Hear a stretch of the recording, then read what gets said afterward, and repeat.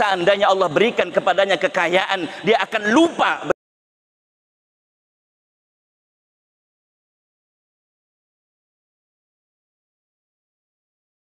Bismillahirrahmanirrahim.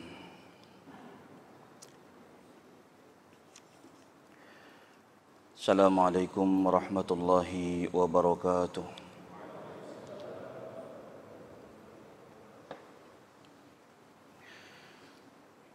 Alhamdulillahi rabbil alamin.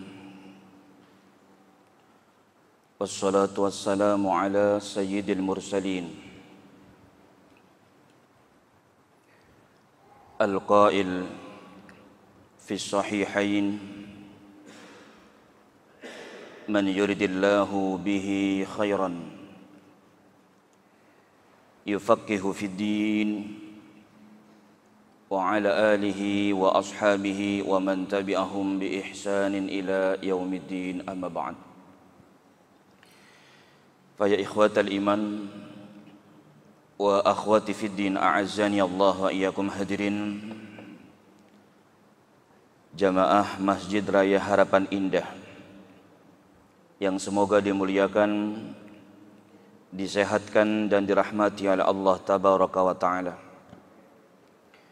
Alhamdulillah, pertama kita panjatkan puji dan syukur kita kehadirat Allah tabaraka wa taala yang telah melimpahkan kepada kita banyak sekali kenikmatan, baik itu nikmat duniawiyah. Allah anugerahkan kepada kita harta yang berlimpah. Allah anugerahkan kepada kita rumah yang megah. Allah anugerahkan kepada kita kendaraan-kendaraan yang mewah. Terlebih Allah subhanahu wa ta'ala berikan kepada kita kenikmatan diniyah, yakni dua kenikmatan yang hanya Allah subhanahu wa ta'ala berikan kepada hamba-hamba yang dicintainya saja. Dua kenikmatan ini hanya Allah berikan kepada hamba-hambanya yang dipilihnya saja, yaitu nikmat iman dan Islam.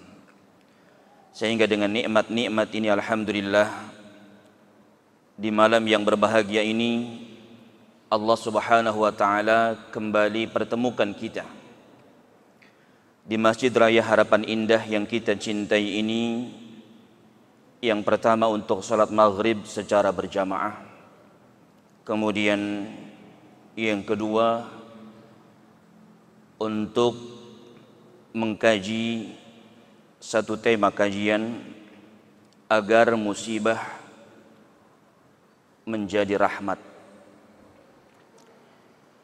Kemudian yang kedua, salawat dan salam semoga terlimpah kepada Rasulullah sallallahu alaihi wa alihi wasallam, juga kepada keluarganya, kepada para sahabatnya, kepada para tabi'in, atba'ut tabi'in, serta kepada orang-orang yang istiqamah menempuh jalan yang ditempuh oleh Rasulullah sallallahu alaihi wa alihi wasallam.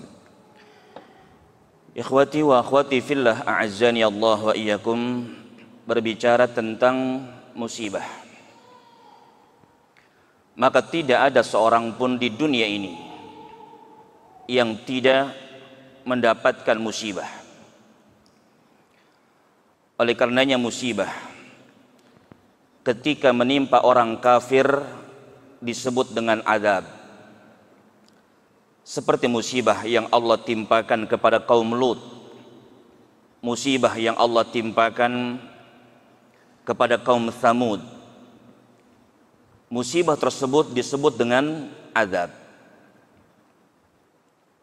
Kemudian ketika musibah menimpa orang-orang yang beriman, namun mereka lalai, tidak menggunakan semua kenikmatan yang Allah berikan untuk beribadah kepada Allah. Allah berikan kepada mereka nikmat harta yang berlimpah,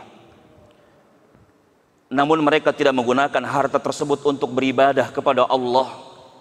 Bahkan semakin bertambah hartanya, dia semakin sombong kepada Allah, semakin sombong kepada manusia. Maka orang-orang yang seperti ini, orang-orang yang beriman, namun dia lalai dari beribadah kepada Allah tabaraka wa taala. Ketika Allah timpakan musibah kepada mereka, maka ini yang disebut dengan peringatan. Jadi mereka diingatkan agar mereka kembali kepada Allah tabaraka wa taala. Bukankah banyak di antara kita jamaah sekalian ketika Allah berikan kesehatan lupa kepada Allah tabaraka wa taala? Ketika Allah berikan kepada kita harta yang berlimpah, kita lupa kepada Allah tabaraka wa taala. Setelah Allah berikan kepada kita musibah, baru kemudian kita ingat kepada Allah. Berapa banyak di antara kita ketika sehat, kita tidak pernah mau baca Al-Quran. Ketika Allah berikan sakit, kemudian kita ingat kepada Allah tabaraka wa ta'ala, memohon dan meminta kepada Allah, ya Allah, sembuhkan saya ya Allah. Kalau saya sembuh, saya mau baca Al-Quran setiap hari 1 juz ya Allah. Ini kapan? Ketika kita sakit. Tapi ketika Allah subhanahu wa ta'ala sembuhkan kita, kita lupa dengan janji yang pernah kita sebutkan kepada Allah tabaraka wa ta'ala. Jadi musibah yang menimpa orang-orang yang beriman, yang lalai beribadah kepada Allah tabaraka wa ta'ala, ini adalah teguran. Ditegur oleh Allah tabaraka wa ta'ala, diingatkan oleh Allah tabaraka wa ta'ala agar kita kembali kepada Allah. Maka lihat musibah yang menimpa kita saat ini jamaah sekalian, baik itu musibah banjir, kemudian juga wabah yang belum usai, atau musibah-musibah yang lainnya. Bagi orang-orang yang beriman dan lalai beribadah kepada Allah, ini adalah peringatan dari Allah tabaraka wa ta'ala. Kita diingatkan oleh Allah agar kita semuanya kembali kepada Allah tabaraka wa ta'ala. Kemudian ketika musibah menimpa orang-orang yang beriman, yang taat beribadah kepada Allah tabaraka wa ta'ala, maka ini yang disebut dengan ujian. Maka jangan pernah kita mengatakan, ya Allah, saya sudah sholat 5 waktu, saya sudah sering bersedekah, bahkan saya sering puasa sunnah, sering melakukan qiyamul lail, tapi kenapa engkau berikan ujian seberat ini? Ada orang-orang yang berkata seperti ini, ikhwati wa akhwati fillah azani Allah wa iyyakum. Jadi orang ini tidak menyadari bahwasanya musibah yang menimpa dirinya ini adalah ujian dari Allah tabaraka wa ta'ala. Bahkan semakin kuat keimanan kita kepada Allah tabaraka wa ta'ala, akan diberikan ujian yang berat dari Allah tabaraka wa ta'ala. Dan intinya semua musibah yang menimpa orang-orang yang beriman, ketika dinisbatkan kepada Allah tabaraka wa ta'ala, semuanya adalah baik, nggak ada yang nggak baik jemaah sekalian. Kayak contoh misalkan Allah berikan kepada kita sakit. Bagi orang yang sakit, ini memang tidak baik. Jadi ketika musibah itu dinisbatkan kepada orang yang sakit, maka ini tidak baik. Siapa sih di antara kita yang pengen sakit jamaah sekalian? Nggak ada. Ketika misalkan ada di antara kita yang dikasih miskin oleh Allah tabaraka wa ta'ala, ketika dinisbatkan kepada kita memang tidak baik. Siapa yang pengen miskin jamaah sekalian? Namun ketika dinisbatkan kepada Allah tabaraka wa ta'ala, itu semuanya baik, nggak ada yang nggak baik. Ketika Allah berikan kita sakit, dengan sakit itu Allah hapuskan dosa-dosa kita, Allah tinggikan derajat kita. Ada juga yang dikasih miskin oleh Allah tabaraka wa ta'ala, bisa jadi dengan miskinnya dia taat beribadah kepada Allah tabaraka wa ta'ala. Seandainya Allah berikan kepadanya kekayaan, dia akan lupa beribadah kepada Allah tabaraka wa ta'ala. Maka semua yang menimpa kita jika dinisbatkan kepada Allah tabaraka wa ta'ala, semua musibah jamaah sekalian, itu adalah baik, nggak ada yang nggak baik. Maka kita awali ikhwati wa akhwati fillah azani Allah wa iyyakum dengan menyampaikan dalil-dalil dari Al-Quran dan hadis yang berbicara tentang ujian dan cobaan atau tentang musibah. Yang pertama, Allah subhanahu wa ta'ala sebutkan dalam surat Al-Baqarah ayat 155 sampai dengan ayat 157. Allah subhanahu wa ta'ala berfirman, وَلَنَبْلُوَنَّكُمْ بِشَيْءٍ مِنَ الْخَوْفِ وَالْجُوعِ وَنَقْصٍ مِنَ الْأَمْوَالِ وَالْأَنفُسِ وَالثَّمَرَاتِ وَبَشِّرِ الصَّابِرِينَ الَّذِينَ إِذَا أَصَابَتْهُمْ مُصِيبَةٌ qalu inna lillahi wa inna ilaihi raji'un ulaika alaihim salawatun min rabbihim wa rahmah wa ulaika humul muhtadun.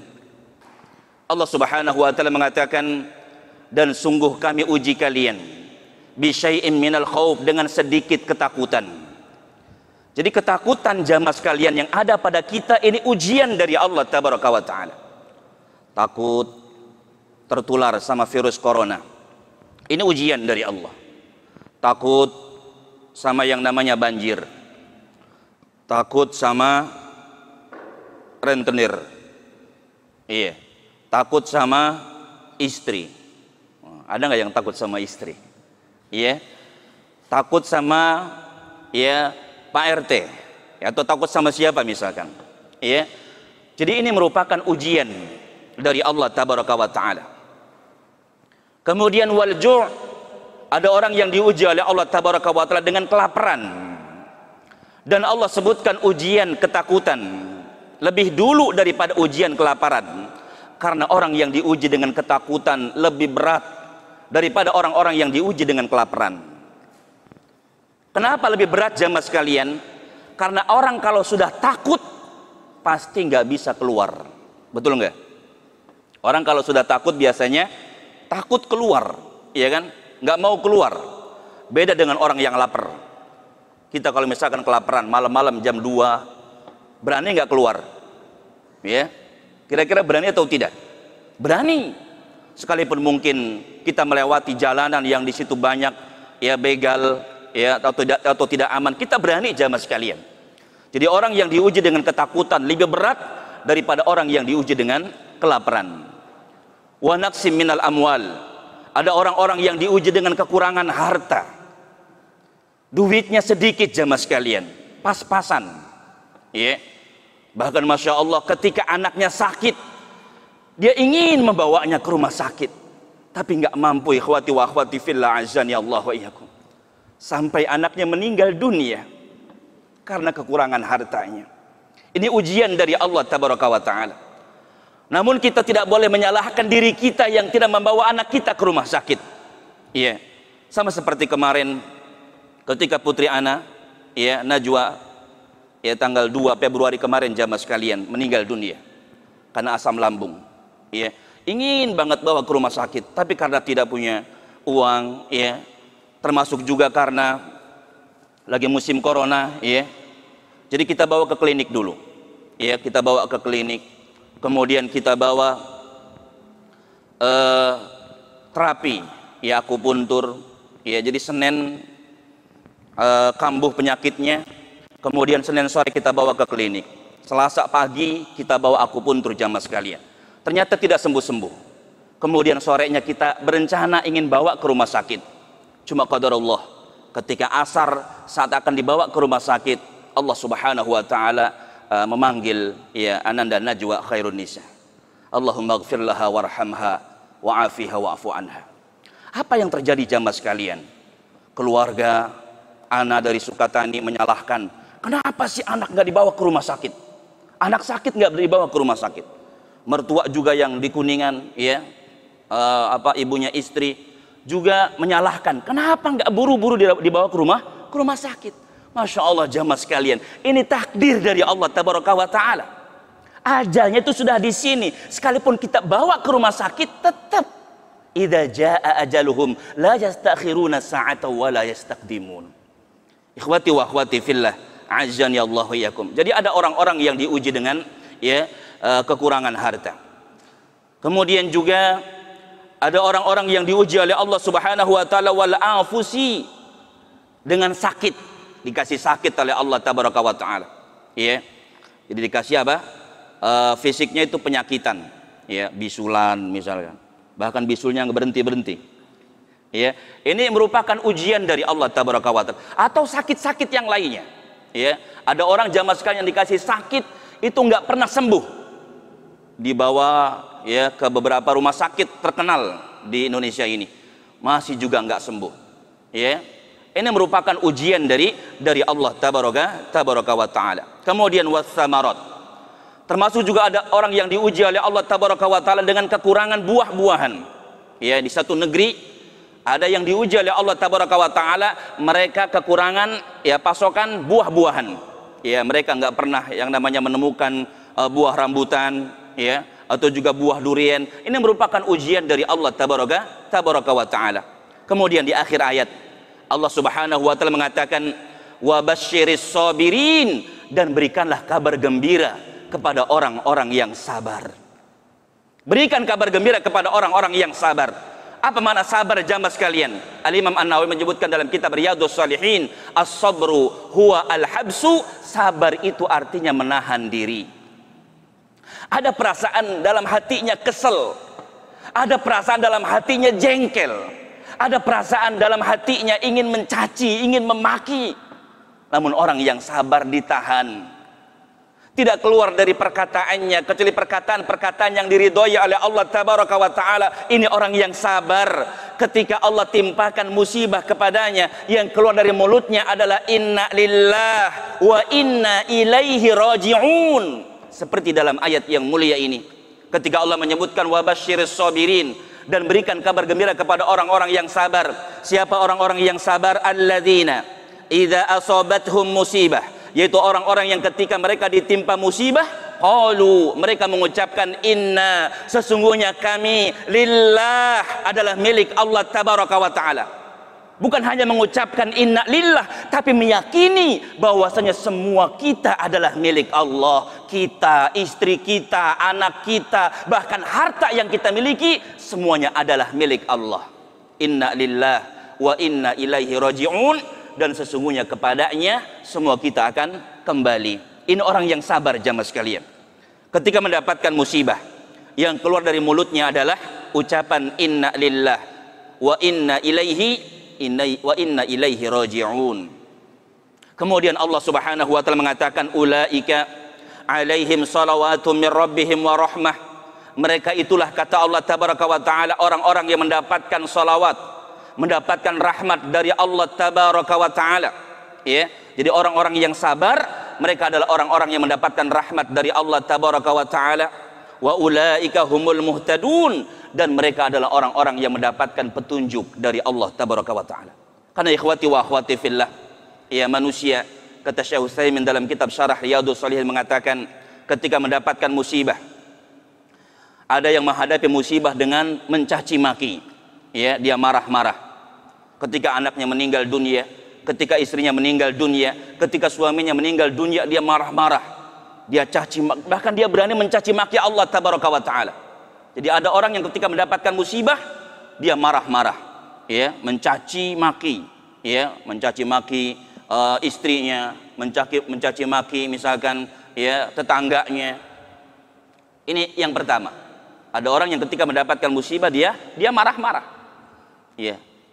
Contoh misalkan ada di antara kita, ya, berangkat apa kerja, ya, misalkan jam 11 malam, sampai di kawasan, ya, tempat dia bekerja, kemudian ban motornya pecah. Ini kan musibah, iya kan? Musibah dari Allah Tabaraka wa Ta'ala. Ada orang yang ketika diberikan musibah kemudian dia marah-marah, ya, ketika ban motornya pecah, ditendang ban motornya. Lihat, dimarahin jamaah sekalian, ya, padahal motor salah enggak?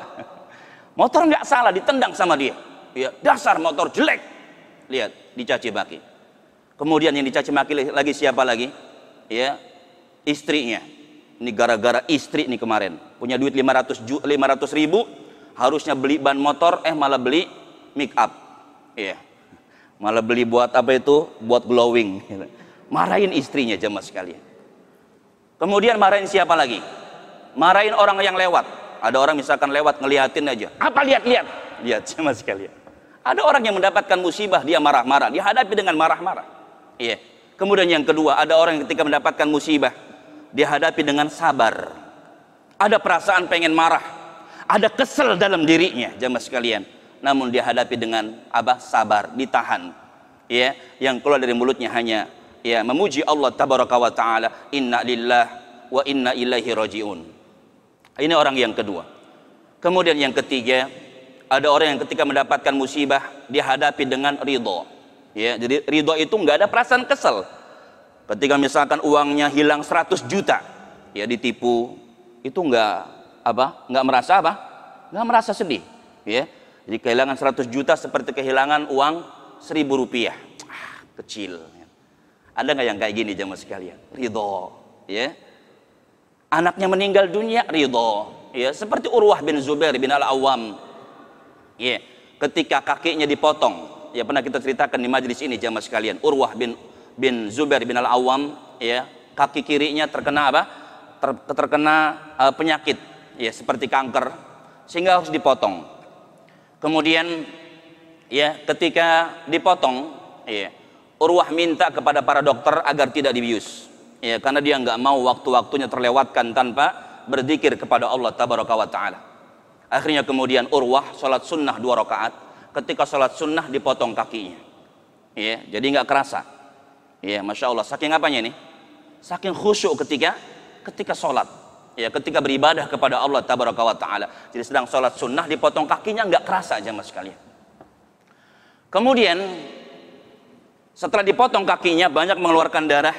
Dulu itu, ya, cara menghentikannya dengan dimasukkan ke, ya, minyak sayur yang dipanaskan. Nah, di sini Urwah nggak kuat jamaah sekalian. Ya, ketika dimasukkan ke dalam minyak goreng ini, ya, yang panas, ini Urwah nggak kuat, saking nggak kuatnya kemudian pingsan. Ketika bangun dari pingsan, banyak orang yang, ya, mengucapkan takziah, berbelasungkawa karena kehilangan, ya, kaki kirinya. Maka apa kata Urwah bin Zubair bin Al-Awwam, ya, yang keluar dari mulutnya jamaah sekalian, alhamdulillah, segala puji bagi Allah Tabaraka wa Ta'ala. Dulu Allah Subhanahu wa Ta'ala berikan kepada saya 2 kaki, Allah berikan kepada saya 2 tangan. Sekarang Allah ambil 1 kaki, masih ada 1 kaki lagi, dan juga dua tangan. Lihat jamaah sekalian, ya, ridho, ya, dengan musibah yang menimpa dirinya. Belum lagi kemudian setelah itu datang kabar anaknya yang paling kecil meninggal dunia. Jadi datang kabar lagi, ya, sudah kakinya dipotong, ya, kehilangan kaki kirinya, kemudian kehilangan anaknya. Lagi-lagi Urwah mengatakan alhamdulillah, segala puji hanya milik Allah Tabaraka wa Ta'ala. Dulu Allah Subhanahu wa Ta'ala memberikan kepadaku sekian anak, sekarang Allah ambil 1, masih ada yang lainnya. Iya, beda dengan orang-orang sekarang punya uang 100 juta, kehilangan 10 juta. Itu, ya, marahnya sampai berhari-hari. Ya, marahin istrinya, ya, marahin anaknya, marahin tetangganya, ya. Jadi dia tuduh istrinya, "Mi, kamu yang ngambil duit Abi, ya?" Ya, lihat anaknya dimarahin juga, "Kamu ya?" Ya, masuk ke rumah ayah, masuk ke rumah Abi, ngambil duit Abi, dimarahin anaknya. Tetangganya lewat dimarahin juga, "Kamu ngambil duit saya." Masya Allah. Ya. Jadi yang dicari itu yang 10 juta, padahal masih ada 90 juta lagi. Harusnya ketika hilang 10 juta, yang keluar dari mulutnya adalah alhamdulillah, segala puji hanya milik Allah. Dulu Allah berikan kepada 100 juta, sekarang hilang 10 juta, masih ada 90 juta. Harusnya seperti itu jamaah sekalian. Ya, seperti Urwah bin Zubair bin Al-Awwam ini, ya, ridho, ya, ketika apa? Allah Subhanahu wa Ta'ala timpakan musibah. Kemudian ada juga, ya, orang yang ketika ditimpakan musibah dihadapi dengan bersyukur kepada Allah Tabaraka wa Ta'ala, ya. Jadi ketika mendapatkan musibah dia malah bersyukur, ya, datang banjir, alhamdulillah Allah berikan kepada kami air, gitu kan. Mengucapkan alhamdulillah, bersyukur kepada Allah Tabaraka wa Ta'ala. Ya, istrinya meninggal dunia, alhamdulillah, masya Allah, bisa nikah lagi, gitu. Ya, enggak, ini maksudnya bersyukur kepada Allah karena mendapatkan apa? Mendapatkan nikmat, ya, nikmat yang besar, ya, pahala yang besar dari Allah. Jadi bukan karena pengen, ya, ganti dengan istri yang baru, gitu. Nah, ikhwati wa akhwati fillah azani Allah wa iyyakum. Makanya dulu ada seorang sahabiyah, ya, seorang wanita dari kalangan sahabat, tangannya terluka, mengeluarkan darah. Kemudian dia bersyukur kepada Allah Tabaraka wa Ta'ala. Maka ada orang yang bertanya, tanganmu terluka tapi engkau memuji Allah Tabaraka wa Ta'ala. Maka dia pun mengatakan, sesungguhnya manisnya mendapatkan pahala sabar melupakan saya dari menelan pahitnya musibah ini. Insyaallah ikhwati wa akhwati fillah azani Allah yakum, ya, dia mengatakan bahwasanya sesungguhnya manisnya mendapatkan pahala karena musibah ini, ya, melupakan saya atau mengalahkan daripada menahan ya pahitnya, menelan kesabaran karena mendapatkan musibah ini. Ikhwati wa akhwati fillah azzani Allah wa iyyakum. Kita lanjutkan ayat yang lainnya atau dalil yang lainnya yang berbicara tentang ya musibah atau juga ujian bagi orang-orang yang beriman. Dalam surat Al-Ankabut, surat yang ke-29, ayat yang kedua sampai dengan ayat yang ketiga.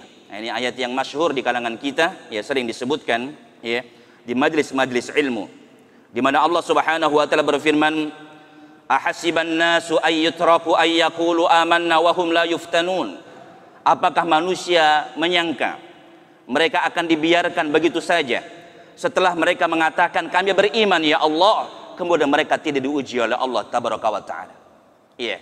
Jadi Allah mengatakan apakah manusia menyangka mereka akan dibiarkan begitu saja setelah mereka mengatakan kami telah beriman, kemudian mereka tidak diuji oleh Allah tabaraka wa taala.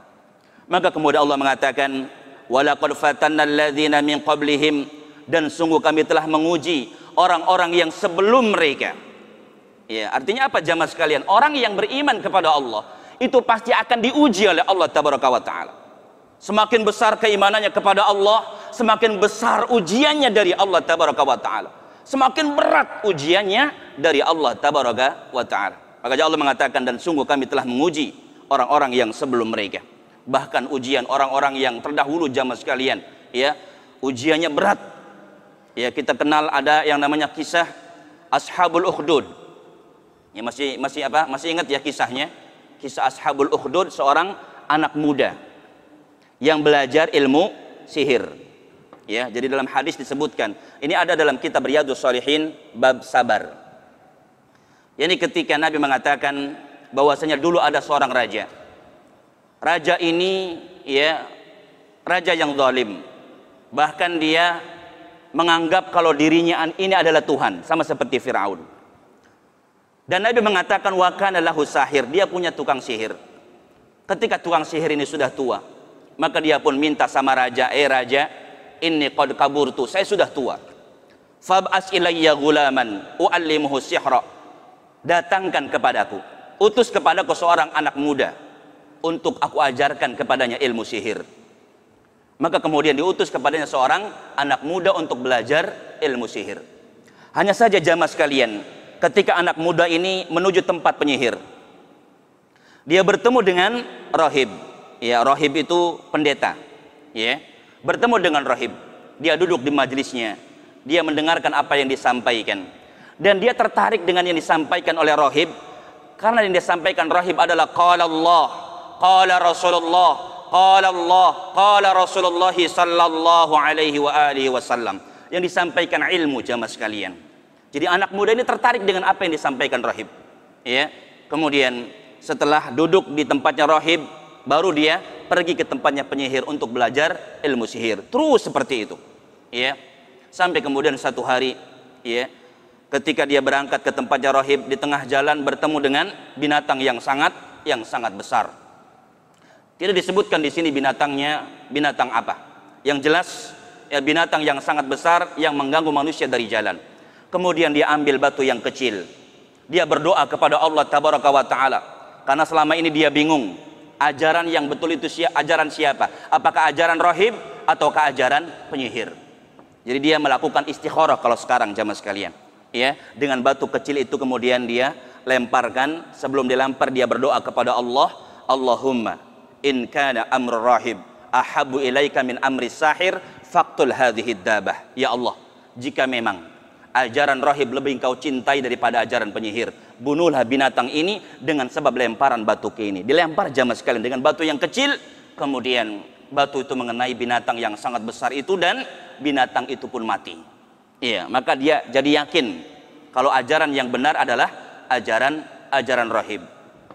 Dari situ kemudian jamaah sekalian, ya, dia menjadi orang yang ya doanya dikabulkan oleh Allah tabaraka wa taala. Bahkan ketika dia cerita sama rahib, ya, hai rahib, ya, saya punya pengalaman begini diceritakan sama dia. Ya, tadi ketemu binatang besar, kemudian saya istikharah, ya, saya pengen tahu ajaran yang benar itu ajaran siapa, dan ternyata binatang itu mati. Ketika selesai cerita, kata rahib mengatakan, hei gulam, hei anak muda, al-an anta alamu minni. Sekarang kamu lebih alim daripada saya. Padahal rahib ini gurunya jamaah sekalian. Ya, rahib ini apa? Gurunya anak muda ini.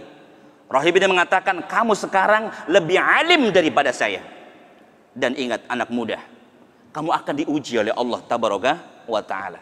Dan ketika engkau diuji oleh Allah, jangan sebut-sebut nama saya. Dan betul ikhwati wa akhwati fillah, kemudian anak muda ini diuji dengan ujian yang sangat berat. Ya, ini ketika ketahuan bahwasanya dia menyembah Allah tabaraka wa ta'ala, maka kemudian disiksa dengan siksaan yang berat. Bahkan rahib sendiri digergaji dengan gergaji, dibelah dengan gergaji, dibunuh dengan gergaji, diletakkan gergaji di atas kepalanya, kemudian diajak untuk murtad. Irji an dinik, jadi kepalanya ini digergaji di atasnya jamaah sekalian, kemudian diminta untuk apa? Murtad. Irji an dinik. Coba kalau itu kita, gergaji di atas kepala kita, murtad kamu, gimana kira-kira? Ini gergaji tajam jamaah sekalian. Tapi kemudian rahib ini tetap di atas agamanya. Akhirnya kemudian dibunuh dengan gergaji. Tubuhnya terbelah menjadi dua jamaah sekalian. Yang jelas orang semakin apa? Semakin tinggi keimanannya, semakin berat ujiannya dari Allah tabaraka wa ta'ala. Jadi kalau misalkan kita berharap tidak diuji oleh Allah tabaraka wa ta'ala, ini mustahil. Apalagi kata para ulama, ad-dunya darul ibtila, dunia ini adalah tempat ujian. Ini semua kita akan diuji oleh Allah tabaraka wa ta'ala. Adapun beratnya ujian tergantung keimanan kita kepada Allah tabaraka wa ta'ala. Wallahu a'lam. Kemudian dalil yang lainnya disebutkan dalam surat Al-Anbiya, surat yang ke-21 ayat 35. Allah subhanahu wa ta'ala berfirman, kullu nafsin dha'iqatul maut. Setiap jiwa pasti akan merasakan yang namanya kematian. Nah, itu tadi yang saya sampaikan di awal jamaah sekalian, bahwasanya ajal kita ini sudah ditentukan oleh Allah. Kapan kita meninggal dunia, di mana kita meninggal dunia, dengan cara apa kita meninggal dunia, semuanya sudah ditetapkan oleh Allah tabaraka wa ta'ala. Makanya ketika ada keluarga kita yang meninggal dunia, jangan sampai kita mengatakan seperti yang tadi kita ceritakan, seandainya. Ini nggak boleh. Kayak tadi misalkan kita cuma bisa bawa ke klinik, nggak bisa bawa ke rumah sakit, bahkan ketika mau dibawa ke rumah sakit kemudian meninggal dunia. Jangan sampai mengatakan, coba seandainya dari awal dibawa ke rumah sakit. Jangan sampai kita mengatakan seandainya, kalau saja. Kenapa? Karena kata lau ini jamaah sekalian merupakan perbuatan syaitan. Jadi syaitan nanti akan mempermainkan hati kita, bikin kita sedih, bikin kita menyesal. Bahkan termasuk Ummu Najwa, istri Ana itu, ketika putri kami meninggal dunia, timbul penyesalan dalam dirinya. Iya Bi, kenapa kita nggak buru-buru bawa ke rumah sakit? Masya Allah. Ana bilang, kenapa kita harus menyesal? 50.000 tahun sebelum Allah menciptakan langit dan bumi, itu semuanya sudah digariskan oleh Allah tabaraka wa ta'ala. Karena Masya Allah jamaah sekalian, ini penyakit Najwa, itu penyakitnya biasa, asam lambung yang biasanya kita bawa ke klinik, kita kasih sanmah, itu sembuh jamaah sekalian. Cuma hari itu mungkin sudah ajalnya, dibawa ke klinik nggak sembuh, dibawa terapi nggak sembuh, kemudian ketika kita akan bawa ke rumah sakit, kemudian dipanggil oleh Allah tabaraka wa ta'ala. Jadi jangan sampai kita mengatakan lau, seandainya, kalau saja, nggak boleh, karena bikin kita sedih, bikin kita menyesal, menyalahkan diri kita sendiri jamaah sekalian. Ini nggak boleh seperti itu. Rasul memerintahkan kita ihris ala ma yanfa'uk, bersemangatlah kamu untuk mendapatkan apa yang bermanfaat untuk dirimu, baik manfaat dunia maupun manfaat akhirat. Disuruh kita bersemangat. Kemudian jangan lupa wasta'in billah, minta tolong kepada Allah tabaraka wa ta'ala. Setelah kita semangat, setelah kita berdoa minta tolong kepada Allah tabaraka wa ta'ala, Nabi mengatakan wala ta'jaz, yang ketiga, jangan malas. Jangan malas. Kita pengen kaya, semangat jamaah sekalian, berusaha, kerja. Kemudian jangan lupa berdoa kepada Allah tabaraka wa ta'ala. Di waktu-waktu mustajab kita berdoa kepada Allah tabaraka wa ta'ala. Jangan malas kemudian. Termasuk kita pengen mendapatkan ilmu, semangat dalam menuntut ilmu, sekalipun hujan, sekalipun panas, sekalipun mungkin terkadang terbentur dengan keinginan-keinginan yang lainnya, pengen goes lah, pengen apa misalkan ya jalan-jalan lah ya saat misalkan Sabtu pagi ya, ba'da subuh biasanya ya, atau Ahad pagi ya. Semangat jamaah sekalian.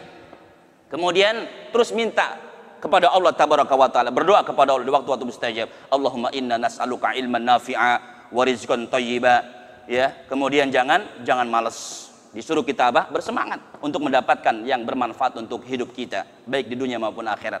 Ya termasuk teman-teman yang pengen punya mobil, ya, mobil Avanza, mobil Xenia. Yang penting semangat jamaah sekalian. Ihris ala ma yanfa'u. Kemudian jangan lupa minta tolong kepada Allah di waktu-waktu mustajab. Ya, di sepertiga malam terakhir kita berdoa kepada Allah. Allahumma inna nas'aluka Avanza, Allahumma inna nas'aluka Xenia, Allahumma inna nas'aluka Agya, misalkan gitu ya. Minta Xenia, minta Avanza, berdoa kepada Allah, jangan malas. Ya. Kemudian kalau apa yang kita inginkan ternyata ya kita tidak mendapatkannya. Ya, termasuk tadi ya, ada keluarga kita yang sakit, kita bawa ke rumah sakit misalkan, atau kita obati ya, kita bawa ke klinik atau ke tempat-tempat yang lainnya. Ya, kita semangat, kemudian kita berdoa kepada Allah ya, as'alullahal azim rabbal arsyil azim an yashfiyahu misalkan ya, syifaan la yughadiru saqman, atau juga dengan doa-doa yang lainnya ya. Kemudian kalau ternyata apa yang kita inginkan tidak kita dapatkan, maka kita katakan qadarullah, ini adalah takdir dari Allah tabaraka wa taala, dan jangan sampai keluar dari mulut kita kata-kata seandainya, kalau saja. Ini enggak boleh ya. Yang jelas ya, apa yang kita dapatkan itulah yang terbaik buat kita jamaah sekalian. Ya. Bahkan pernah ya Syekh Utsaimin menceritakan rahimahullah taala, ya, menceritakan tentang orang yang terlambat naik pesawat. Ya, terlambat naik pesawat. Ya, jadi ketika dia naik taksi, kemudian ternyata ya di jalan kena macet. Ya. Ketika dia sampai ke bandara ternyata pesawatnya sudah terbang. Ya, akhirnya kemudian timbul penyesalan dalam dirinya. Ya, kenapa ya berangkatnya enggak ya lebih awal lagi biar enggak terlambat. Dan ternyata ikhwati wa akhwati fillah, setelah itu terdengar kabar kalau pesawatnya itu apa? Kecelakaan. Lihat, ikhwati wa akhwati fillah azani Allah wa yakum. Jadi kita enggak tahu ya kalau sesuatu yang buruk itu ternyata baik buat kita. Ya, wallahu a'lam. Kemudian ikhwati wa akhwati fillah azani Allah wa yakum. Ya, masih ayat yang tadi, surat Al-Anbiya ayat 35, kullu nafsin dha'iqatul maut. Setiap jiwa pasti merasakan yang namanya kematian, semua kita ya. Semua kita pasti akan mati. Cuma kapannya wallahu alam. Dan sering kita sampaikan bahwasanya enggak penting jamaah sekalian menanyakan kapan kita mati, di mana kita mati, dengan cara apa kita mati, ini enggak penting. Yang paling penting apa? Mempersiapkan ya kehidupan setelah kematian. Makanya kalau misalkan kita malas beribadah kepada Allah tabaraka wa taala, jamaah sekalian, ya, coba kita bayangkan kita sedang berada di kuburan sendirian. Ya. Tidak ada yang menemani kita, harta kita yang banyak itu enggak ada yang kita bawa. Ya. Termasuk juga mungkin ada di antara teman-teman yang sekarang ya mengisi hari-harinya dengan komputer ya, dengan internet. Nanti di kuburan enggak bisa internetan. Enggak ada wifi di kuburan. Iya. Yang kita bawa ketika kita meninggal dunia cuma apa? Cuma amal jamaah sekalian. Ya, cuma apa? Cuma amal. Jadi yang jelas, yang paling penting adalah kita mempersiapkan diri untuk menyambut datangnya kematian kita. Kemudian Allah mengatakan, "Wa nabluukum bisyarri wal khairi fitnah." Dan kami uji kalian dengan keburukan dan kebaikan sebagai ujian. Jadi yang namanya ujian itu apa? Dengan kebaikan dan keburukan. Ya, dikasih miskin, itu ujian dari Allah. Termasuk juga dikasih apa? Dikasih kaya, itu juga ujian dari Allah tabaraka wa ta'ala. Kebanyakan kita jamaah sekalian menganggap ujian itu hanya dengan kemiskinan, ya, dengan kekurangan, ya, atau juga dengan wajah yang jelek. Wah, ini diuji oleh Allah kayaknya. Ya, punya istri jelek, suka ngambek gitu. Menganggap ini adalah ujian dari Allah tabaraka wa ta'ala. Betul jamaah sekalian. Tapi ketika dikasih istri yang cantik, nggak menganggap itu adalah ujian. Dikasih wajah ganteng, ya, banyak di antara kita yang tidak ya meyakini kalau itu adalah ujian dari Allah tabaraka wa taala. Ya, dikasih kaya, banyak yang tidak sadar kalau itu adalah ujian dari Allah. Allah mengatakan, kami uji kalian dengan keburukan dan kebaikan. jadi kaya, miskin, semuanya ujian dari Allah. Ya, kita punya handphone jamaah sekalian. Ada mungkin di antara kita yang handphonenya masih apa? Masih yang jadul, masih yang lama ya, masih apa gimana? Tutut gitu ya, pakai tombol gitu. Nggak bisa apa? Internetan, ya. Nggak bisa apa lagi? Ya, wifi-an, ya. Nggak bisa, pokoknya nggak bisa macam-macam. Ya, WhatsApp juga nggak bisa, jamaah sekalian. Ya, itu ujian dari Allah. Ya, itu juga ujian dari Allah tabaraka wa taala. Termasuk kita yang punya handphone bagus misalkan. Ya, handphone yang keluaran terbaru. Ya, bisa wifi, ya, bisa apa? Internet, ya, kita bisa YouTubean.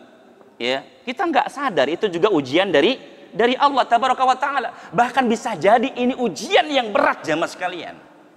Ya. Bahkan termasuk Rasul mengatakan apa? Ya, kami itu nggak khawatir, kata Rasul. Ya, saya itu nggak khawatir kemiskinan menimpa kalian. Justru yang saya khawatirkan adalah Allah timpakan kepada kalian, Allah uji kalian dengan kekayaan. Kemudian kekayaan itu ya membinasakan kalian seperti ya orang-orang terdahulu dibinasakan dengan kekayaannya. Jadi yang paling ditakutkan sama Nabi jemaah sekalian adalah ketika kita ya diuji dengan kekayaan. Karena banyak orang-orang yang kaya yang mereka kemudian tidak menyadari kalau itu adalah ujian dari Allah tabaraka wa taala, sehingga kemudian mereka menjadi sombong. Ya, sombong kepada Allah, sombong kepada manusia, yang merendahkan manusia. Ya, itu biasanya kan seperti itu ya. Gak usah orang yang kaya jamaah sekalian, termasuk juga orang yang berilmu juga ada. Ya. Pernah ketemu nggak sama ustadz misalkan yang ya suka sombong misalkan? Pernah nggak ketemu? Belum pernah. Ya. Anda pernah jamaah sekalian ya satu grup dengan ya beberapa asatid ya. Jadi ada dua grup, ini grup yang ya apa namanya yang kita lah, tapi ada juga grup yang kelas ustadz besar ya. Itu kalau misalkan kita komen di grup yang satunya yang kelas ustadz besar, itu komen kita nggak dianggap, kita doa barakallahu fikum nggak dijawab gitu. Jadi seperti itu jamaah sekalian ya. Ya, jadi bukan hanya orang kaya sebetulnya, termasuk juga orang yang berilmu ada di antara mereka yang punya sifat apa? Ya, sombong, meremehkan manusia. Jadi bukan hanya orang kaya ya, termasuk juga orang yang berilmu ada juga jamaah sekalian. Ya, bahkan sering kita ceritakan ya ketika ada ustadz para asatid melakukan daurah ya. Kemudian ketika sedang ngobrol berduaan dengan ustadz senior, ada ustadz junior datang ya nimbrung, ngucapin salam, dijawab salamnya. Habis itu apa? Ustadz ini ngobrol dengan sesama senior, yang junior nggak diajak ngobrol. Ada seperti itu jamaah sekalian. Ya, wallahu a'lam. Ya, yang jelas ya Allah Subhanahu wa taala menguji kita dengan ya keburukan dan kebaikan ya, kemudian wa ilaina turja'un, dan kepada kami kalian dikembalikan. Wallahu a'lam. Kita azan terlebih dahulu ya, nanti kita lanjutkan sedikit ya tentang bagaimana agar musibah yang menimpa ini menjadi rahmat. Ya, kita azan dulu, kemudian kita lanjutkan sedikit dan dilanjutkan dengan pertanyaan kalau misalkan masih ada waktu. Ya, subhanakallah bihamdik, asyhadu an la ilaha illa anta astaghfiruka wa atubu ilaik. Assalamualaikum warahmatullahi wabarakatuh.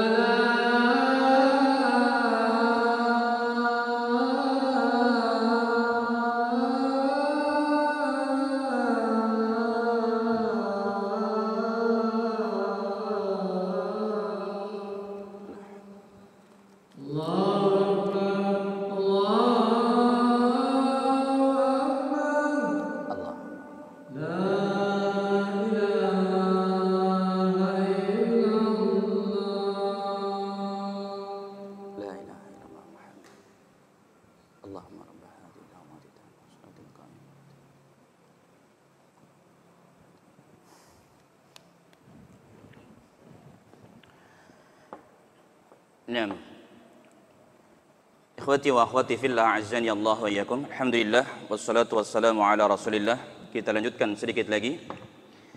Di antara kiat agar musibah menjadi rahmat.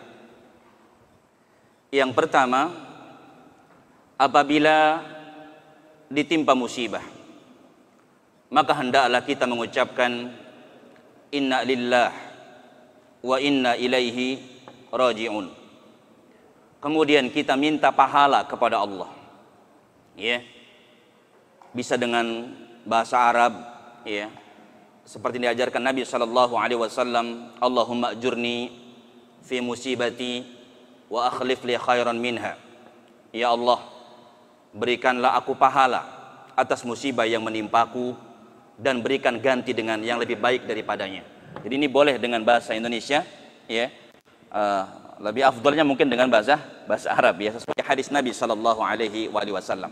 Jadi ini yang pertama, agar musibah yang menimpa menjadi rahmat, hendaknya ketika musibah itu datang, yang keluar dari mulut kita adalah kalimat istirja yang pertama, mengucapkan inna lillah wa inna ilaihi raji'un. Kemudian kita minta kepada Allah pahala dan juga minta ganti dengan yang lebih baik. Ya. Seperti disebutkan dalam hadis riwayat Imam Muslim, Rasulullah sallallahu alaihi wasallam bersabda, "Ma min 'abdin tusibuhu musibah." Tidak ada seorang hamba yang ditimpa musibah. Fayaqul, kemudian dia mengucapkan inna lillahi wa inna ilaihi raji'un. Ditambah dengan Allahumma ajurni fi musibati wa akhlif li khairan minha. Ya Allah, berikanlah aku pahala atas musibah yang menimpaku dan berikan ganti dengan yang lebih baik daripadanya. Nabi mengatakan illa ajarahullahu fi musibatihi, kecuali Allah Subhanahu wa taala berikan pahala atas musibah yang menimpanya, wa akhlafalahu khairan minha, dan Allah akan ganti musibah itu dengan yang lebih baik.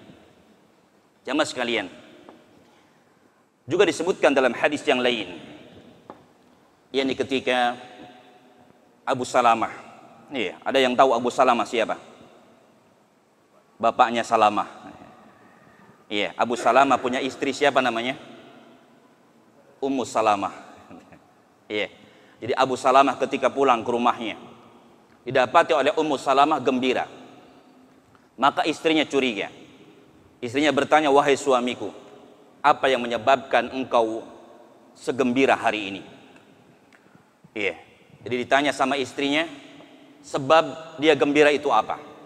Kemudian kata Abu Salamah, "Laqad sarartu qaulan min Rasulillahi sallallahu alaihi wasallam." Sungguh sangat menyenangkan hatiku perkataan Rasulullah sallallahu alaihi wasallam.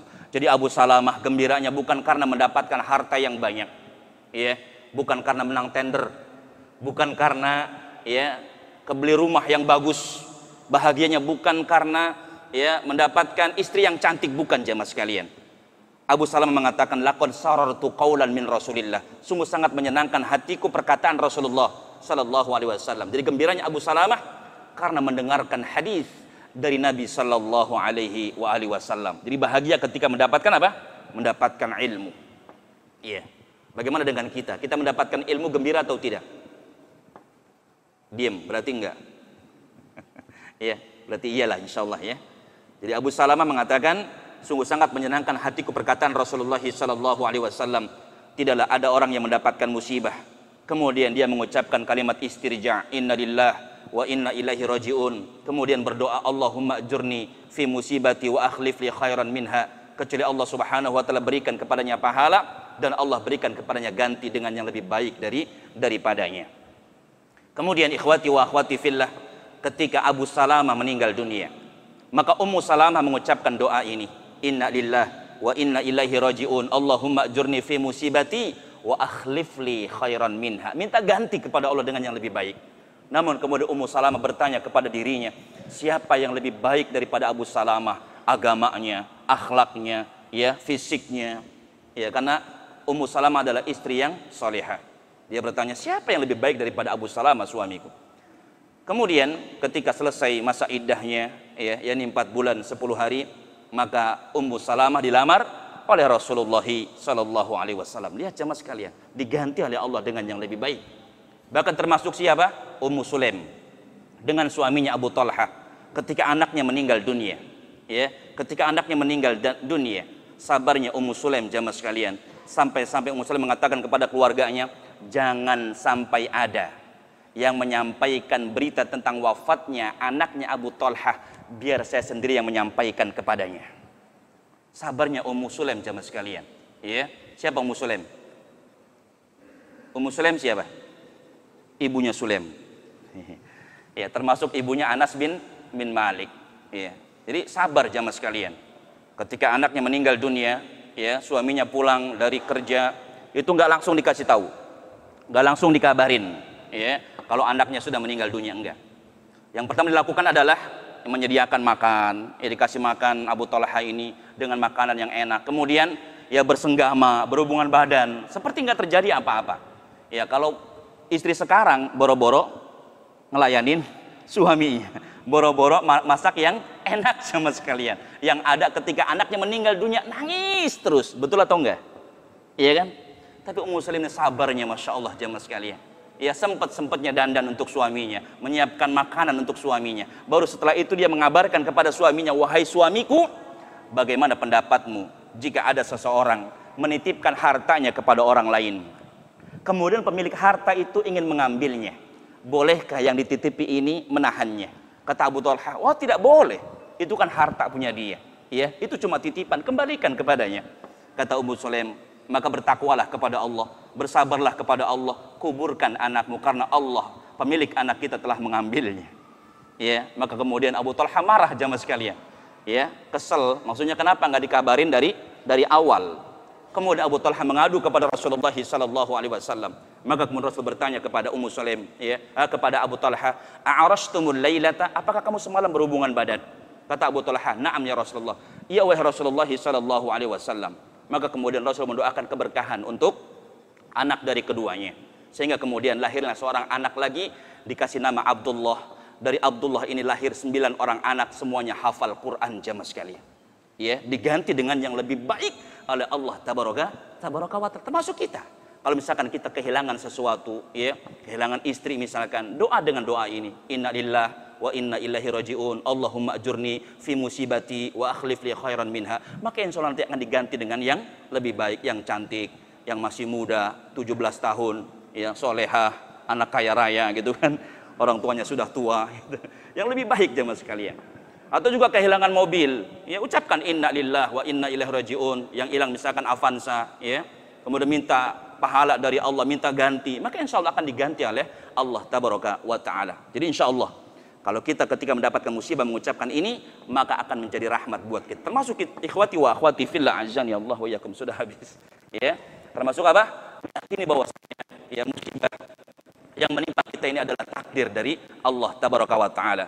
Orang yang meyakini atau percaya atau beriman dengan takdir Allah, ketika musibah datang dia akan ridho, minimal sabar jemaah sekalian, sehingga akan mendapatkan pahala dari Allah tabaraka wa taala terlebih Orang yang sabar diberikan pahala tanpa batas. Seperti yang Allah sebutkan dalam surat Az-Zumar ayat yang ke-10, innama yuwaffas sabiruna ajrahum bighairi hisab. Sesungguhnya akan diberikan orang yang sabar itu pahala bighairi hisab. Apa bighairi hisab ini? Tidak bisa dihitung, tidak bisa ditimbang, tidak bisa ditakar. Saking banyaknya jamaah sekalian pahala yang Allah berikan kepada orang-orang yang sabar. Demikian ikhwati wa akhwati fillah yang dapat kita sampaikan, memberikan manfaat, dan semoga Allah Subhanahu wa taala berikan kepada kita kekuatan untuk bisa bersabar ketika diberikan ujian oleh Allah tabaraka wa taala. Mohon maaf atas segala kekurangan.